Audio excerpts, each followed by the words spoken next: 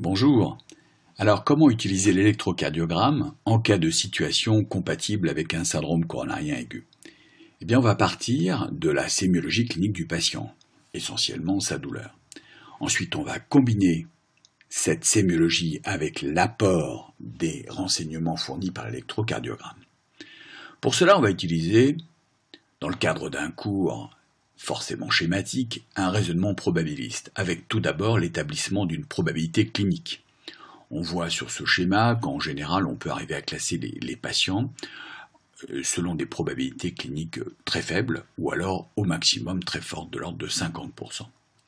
L'électrocardiogramme, lui, nous fournit des renseignements qui ont un effet levier relativement fort, selon la force des signes cliniques, des signes électriques. Ce levier peut aller jusqu'à 20, cela modifie considérablement la probabilité pré-test. En revanche, il peut être négatif et dans ces cas-là, on considère que la probabilité pré-test devient beaucoup plus faible. La probabilité justement post-électrocardiogramme peut ainsi être schématisée, soit de très faible à faible, moyenne, forte et très forte, en combinant ces deux données. Alors, quand on a une probabilité clinique faible et un électrocardiogramme plutôt négatif ou indécis, eh bien on arrive à des probabilités post-test qui sont plutôt faibles à très faibles. Et inversement, si on a des probabilités fortes avec un électrocardiogramme positif, on arrive à des probabilités post-test qui sont suffisantes pour débuter une intervention thérapeutique. Alors la douleur, quand est-ce qu'il faut évoquer un syndrome coronarien aigu? La douleur, bien sûr. Mais nous allons voir qu'il existe plein d'autres symptômes chez les sujets à risque ou des sujets qui ne s'expriment pas très bien. Enfin, ça peut être envisagé après un arrêt cardiaque. Enfin, parfois, c'est tout simplement chez un patient asymptomatique ou qui a une sémiologie très atypique qu'un électrocardiogramme, finalement, nous suggère une bonne piste. Donc la douleur, elle est présente dans 70 à 80% des cas. Comme vous le savez, elle est typiquement médio-thoracique, constrictive, spontanée, prolongée, elle fait plus de 20 minutes et inférieure à 48 heures. Elle peut être similaire à une précédente douleur, ou alors elle peut être provoquée par l'effort, on parle à ce moment-là d'engorge d'effort, si la douleur s'arrête avec l'arrêt de l'effort. Enfin, elle peut être atypique, mais la trinitrine provoque un soulagement total et souvent avec une modification électrocardiographique. Ou alors elle peut être faible, alors là il y a énormément de douleurs faibles qui évoquent très peu le syndrome coronarien aigu parce qu'elle est punctiforme, parce qu'elle est reproduite à la palpation, parce qu'elle est majorée par l'inspiration, le mouvement ou un coup de poignard. Tout au milieu, il existe les probabilités moyennes. Ce sont des douleurs qui sont limitées à une irradiation, il n'y a pas de douleur vraiment rétrosternale. On le trouve au niveau du ventre, dans le dos, dans une épaule, dans un membre, ou alors à la mandibule ou dans le cou. La probabilité pré-test est assez atypique parfois, mais le fait qu'il existe 3 facteurs de risque cardiovasculaire doit nous rendre extrêmement prudents. Enfin, chez certains patients, des douleurs assez atypiques, mais sur un terrain tel une coronaropathie connue, nous confèrent à ces douleurs quand même un caractère moyennement probable. Alors attention, chez les sujets les plus à risque, ce sont les femmes, nous allons voir plutôt les femmes blanches, les sujets âgés, les sujets diabétiques. Alors, la clinique est-elle d'une véritable aide pour distinguer, en haut, vous voyez 2 colonnes, les étiologies ischémiques des étiologies non ischémiques?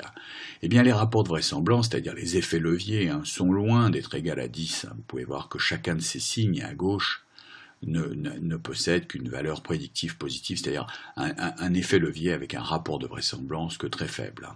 De même, ne pas avoir ces douleurs, alors là c'est pire, ça n'a quasiment pas d'incidence si on n'a pas ces douleurs, car vous savez qu'elles peuvent toutes manquer. Donc c'est finalement la combinaison de tout ça qui donne un caractère extrêmement typique à la douleur, mais un seul symptôme isolé, effectivement, n'est pas très évocateur, sauf peut-être l'écrasement de la poitrine. Les autres symptômes peuvent être très atypiques. Il faut y penser devant une douleur abdominale qu'on ne comprend pas, une hépatalgie, des symptômes digestifs, notamment chez la femme, une décompensation diabétique, malaise, syncope, palpitation, une agitation, notamment chez les personnes âgées. Mais ça peut être un tableau d'insuffisance ventriculaire gauche, une dyspnée, une hypotension, ou alors des signes droits, ou alors un syndrome de Dressler, qui est finalement la conséquence d'un infarctus vu tardivement, une embolie périphérique ou un arrêt cardiaque, vous voyez que c'est très riche.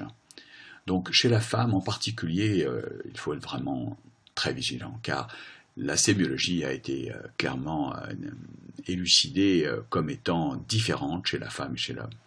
Vous voyez ici que si l'homme fait plus volontiers des douleurs dans la poitrine, hein, eh bien les formes atypiques sont fréquentes chez la femme. Il n'y a pas de douleur jusque dans 30% des cas.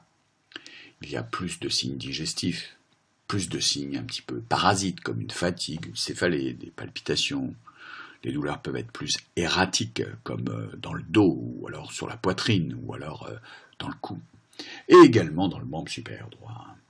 Donc, souvent la troponine est moins élevée, ce qui va nous poser un petit peu plus de problèmes si elle est dans les formes un peu difficiles.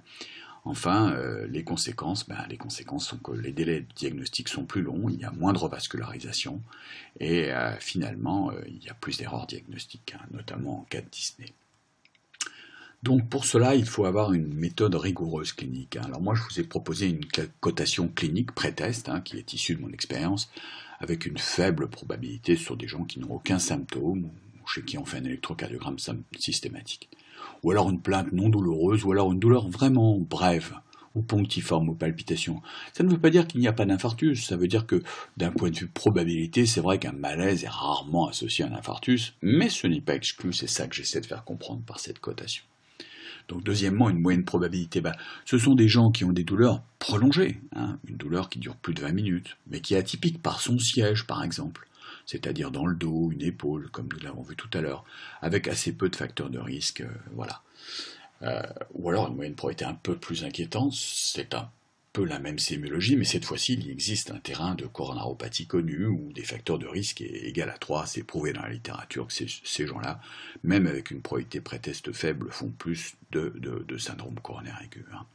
Donc la forte probabilité, cette fois-ci, c'est la douleur vraiment typique. Hein. Qu'il y ait des facteurs de risque ou pas, la douleur est de type écrasante, c'est une gêne, c'est un poids, c'est une oppression typique, hein, qui est prolongée, ou alors un engord d'effort. Hein. Enfin, au maximum, alors là, c'est vraiment la douleur totalement caractéristique. Hein. Le membre supérieur gauche, les irradiations dans le dos, tout est dans la poitrine au milieu, en rétrosternal, c'est prolongé, et alors le coronarien est connu, ou alors il a déjà 2 facteurs de risque. Là, on est vraiment sur des probabilités très fortes. Donc l'électrocardiogramme, lui, à ce moment-là, il va falloir le combiner aussi. Alors, l'électrocardiogramme, j'ai proposé une cotation qui est que un test est négatif, c'est-à-dire que c'est jamais qu'un test, un électrocardiogramme, s'il est totalement normal, ou s'il existe une variante de la normale. Hein, ça va réduire considérablement la probabilité pré-test. L'électrocardiogramme peut être identique à un ECG antérieur. Ou alors on note des anomalies mineures du STT dans une seule dérivation, comme on va voir ça tout à l'heure. Enfin, le test peut être indécis. Alors, c'est important de connaître cette case. Indécis ne veut dire ni négatif ni positif. Hein. C'est que c'est quand même compatible plutôt avec un autre diagnostic, mais il existe des anomalies, hein, qui sont un petit peu troublantes pour vous ou pour nous. Enfin, des anomalies, cette fois-ci plutôt ischémiques, mais pas très convaincantes parce que dans une seule dérivation et qui n'atteint pas les seuils académiques dont nous parlerons tout à l'heure, ou alors de plus en plus ou de moins en moins indécis, hein, ce sont des anomalies plutôt ischémiques, qui cette fois-ci restent mineures, mais dans 2 dérivations.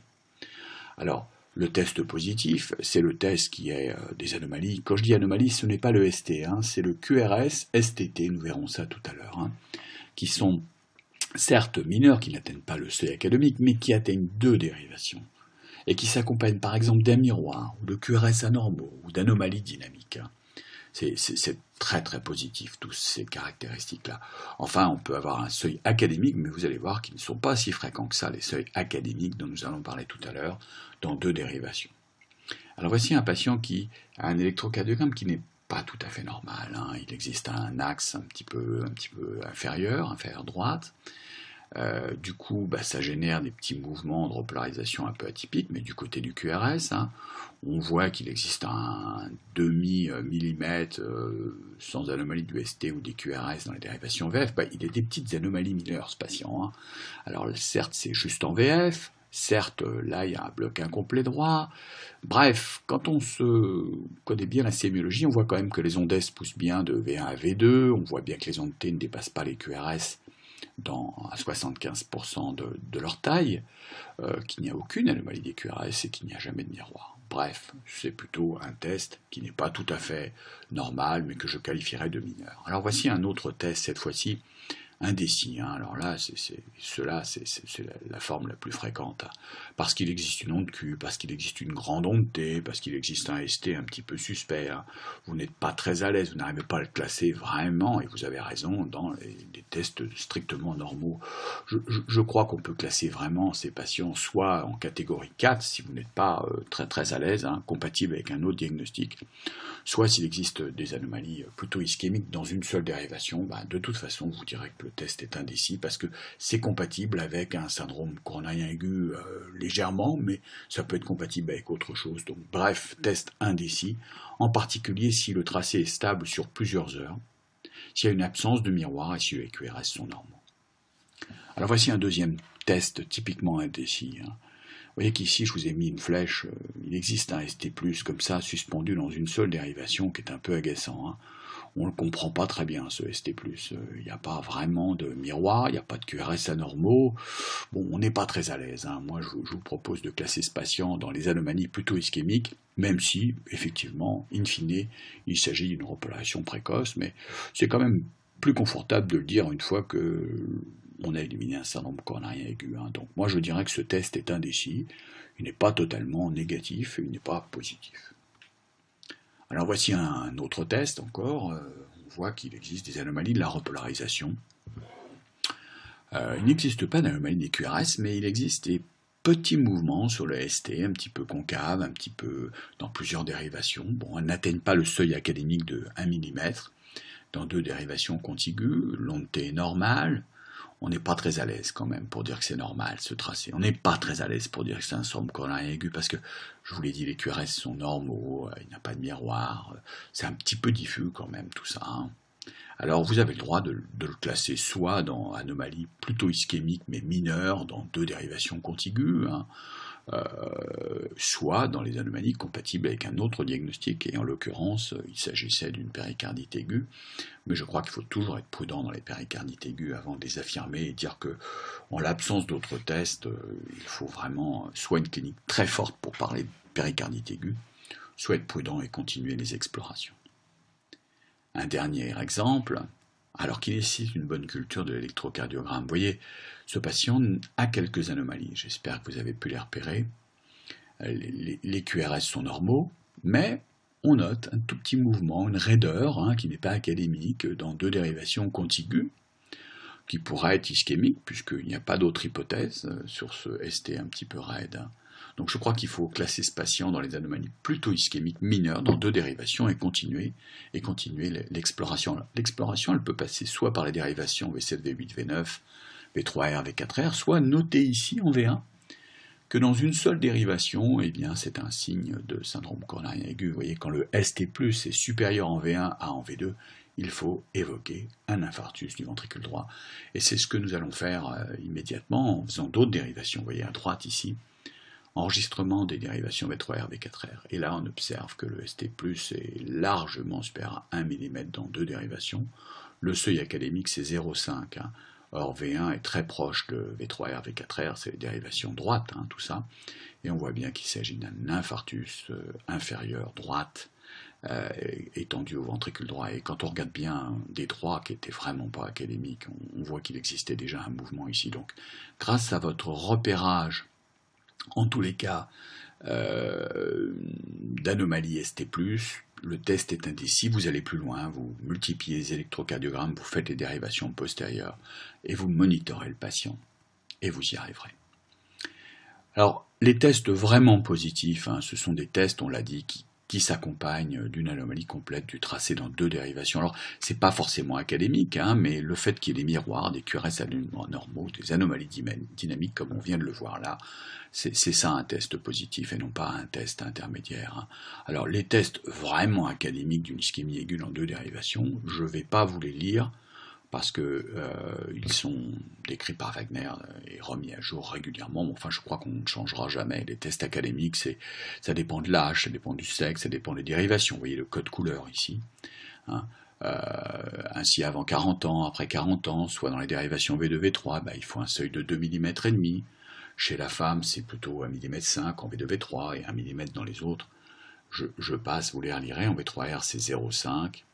Et enfin, dans la dérivation V7-V9, c'est encore 0,5. Et enfin, en cas de sous-décalage, cette fois-ci, c'est 1,5 mm en V2-V3 et 1 mm dans les autres dérivations. Voilà, alors chez ce patient, voici un exemple de test positif. Vous voyez que on note tout d'abord des anomalies des QRS. Hein. Je vois que ces QRS sont vraiment pas tout à fait normaux. Il existe des ondes Q, des ondes R rabotées. Pour moi, c'est hautement suspect qu'il se passe quelque chose ici. Mais on n'a pas un test académique. Hein. Il n'y a pas 2 mm en V2-V3. Donc on peut classer ce patient tout à fait raisonnablement, mais quand même, ça sera pareil dans un test positif, avec 2 anomalies, certes pas académiques, mais compte tenu des QRS anormaux, il faut l'évoquer. Bon, en l'occurrence, c'est pas un infarctus, c'était un Takotsubo, mais c'est pas grave, parce que ce qui compte, c'est que vous ayez dit que le test était en faveur d'un syndrome coronarien aigu, et finalement, c'est comme ça qu'il faut procéder pour ne pas passer à côté d'un syndrome coronarien aigu. Tant pis si la clinique n'était pas en faveur, c'est là qu'est l'intérêt de combiner les deux, et surtout de faire des examens complémentaires, car un test positif sur le plan ECG, c'est quand même un argument très fort pour poursuivre les investigations.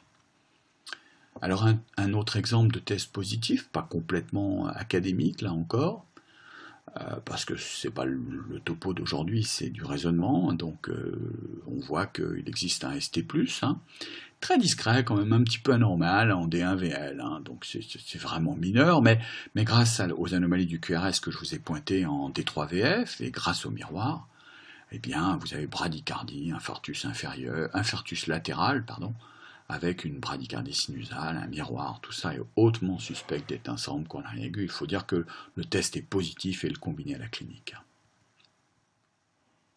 Un dernier test positif, qui fait partie des définitions académiques de l'infarctus, car comme vous pouvez le voir, il existe un sous-décalage de ST de plus de 0,5 mm en V2-V3, mais là c'est vraiment très très intéressant à voir, qu'il se poursuit par un segment ST plutôt raide, très ascendant, comme ça, verticalisant le début de l'onde T. Et vous avez donc un rabotage des ondaires. Ces ondaires sont petites, l'onde S est plus importante qu'il ne le faut ici par exemple.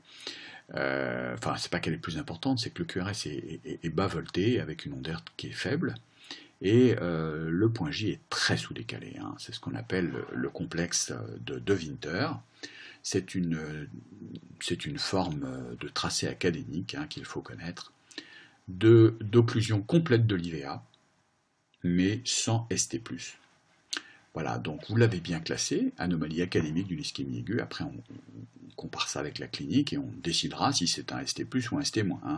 En l'occurrence, ici, il s'agit d'un non-ST+, mais d'un infarctus quand même à haut risque d'évolution péjorative, comme l'a montré De Winter.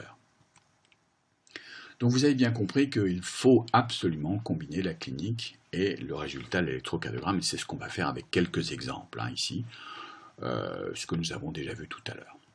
Alors voici un homme de 72 ans qui a une hypertension artérielle non contrôlée. Donc un facteur de risque, il n'est pas tout jeune non plus, il a des épisodes de douleur dorsale donc atypiques, dorsale c'est atypique, depuis 5 jours de résolution spontanée, le cardiologue ne lui trouve rien, nous n'avons pas son électrocardiogramme, et il prescrit une épreuve d'effort. Alors, comment classez-vous ce patient surtout qu'il refait des douleurs intenses dorsales et prolongées.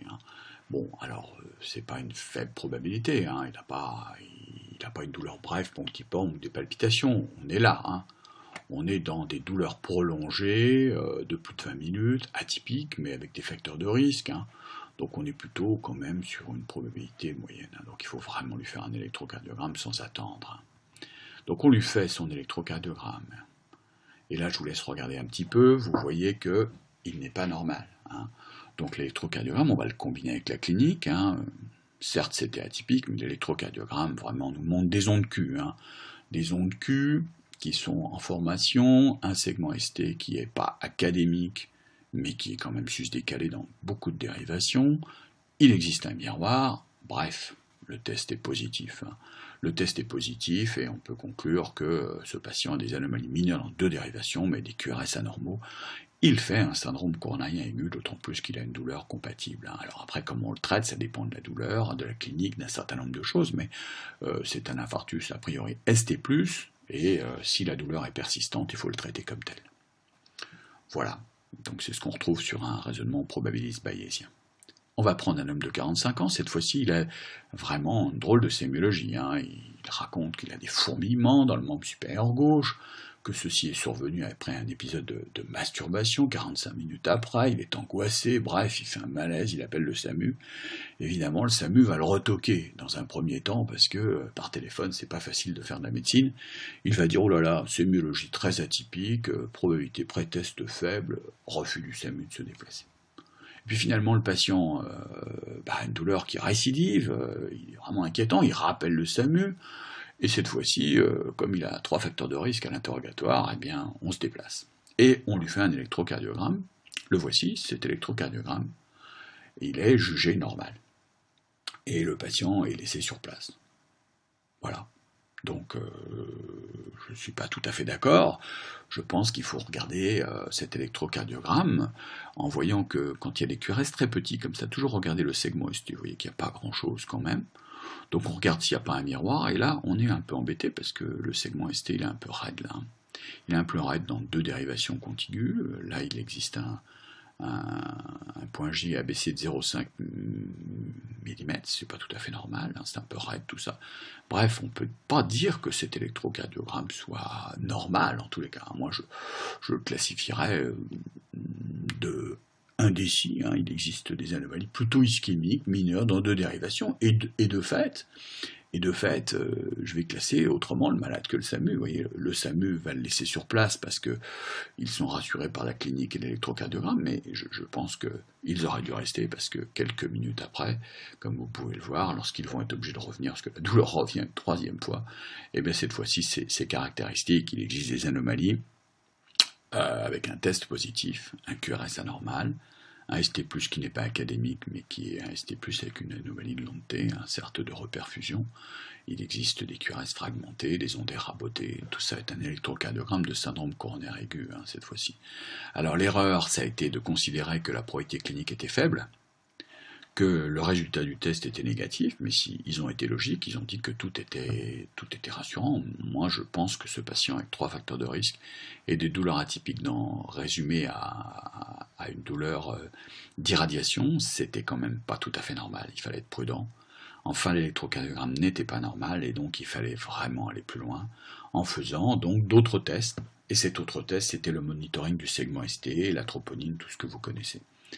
Voilà, donc une autre erreur d'interprétation ici encore, ce patient a un angor discutable, on ne sait pas trop, on fait un électrocardiogramme, et là encore, il faut être très vigilant, parce que si déjà vous considérez qu'on est en situation atypique, clinique, et que l'électro est normal, et bien vous allez vous arrêter, surtout si la troponine du triage est normale. Voici typiquement un exemple de troponine triage normal, mais c'est un piège, car en fait ce patient a des anomalies du QRS, des ondaires très rabotées, vous voyez qu'elles changent d'aspect d'un tracé à l'autre. On voit que l'onde T est beaucoup trop grande pour ce QRS, elle fait plus de 75% de la taille du QRS. Et enfin, il existe un discret mouvement sur le ST, vous voyez, légèrement sus-décalé. Évidemment, il ne faut pas chercher des formes académiques tout le temps. Il faut tiquer sur ces ondes T, tiquer sur ces ondes S, dire qu'au moins le tracé est indécis, voire positif, en l'occurrence selon votre niveau d'expertise, mais avec prudence. Ici, il faut dire que c'est indécis. Il faut faire d'autres tests, et sûrement peut-être pas la troponine triage, mais la vraie troponine du laboratoire. Et vous voyez que ce patient qui a été prélevé en même temps avait une troponine positive, et il va faire un infarctus. Heureusement que les gens vont être vigilants, car il y a une sténose hyper serrée du tronc commun, et il va devoir être ponté. Alors une dernière erreur d'interprétation, c'est vraiment encore un petit exemple. L'électrocardiogramme, considéré comme normal, ça fait beaucoup de dégâts.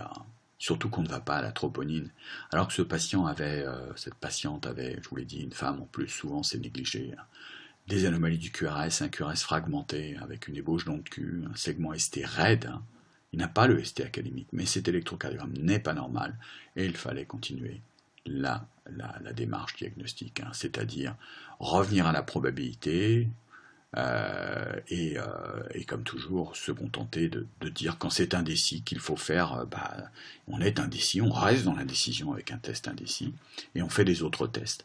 Quand le test est positif, on fait une intervention, hein, c'est la base du raisonnement médical. Et quand le test est vraiment négatif, et ben voilà, si vous avez confiance en votre capacité à lire le ECG et à interpréter une clinique, vous pourrez dire qu'il y a abstention et chercher un autre diagnostic. Alors les principales erreurs que l'on rencontre, hein, vous avez bien compris, hein, c'est de ne pas penser au syndrome coronarien aigu devant une douleur atypique, hein, un siège atypique, des facteurs de risque, une coronaropathie. Eh ben on ne fait pas d'ECG, et là, évidemment, on va rater le diagnostic. Enfin, on fait un ECG, mais on n'arrive pas à lire les petits signes.